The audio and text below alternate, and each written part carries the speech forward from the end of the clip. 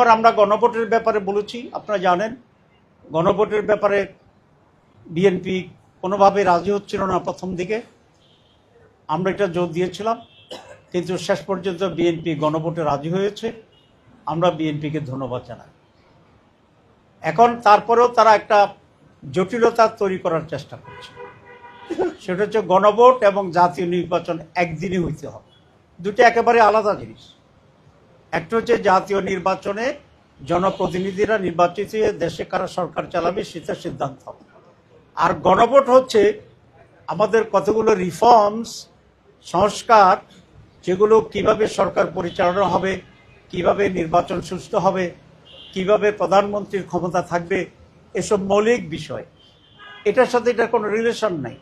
সেই জন্য আমরা বলেছি গণভোটের মাধ্যমে রিফর্মস কমিটি আলাদাভাবে এটাকে পাস করতে হবে। জনগণ যদি চায় রেফারেন্ডামে, জনগণ যদি হ্যাঁ বলে পাস হয়ে গেল, জনগণ যদি না বলে পাস হবে না, কারণ এটা জনগণের সর্বোচ্চ ক্ষমতা।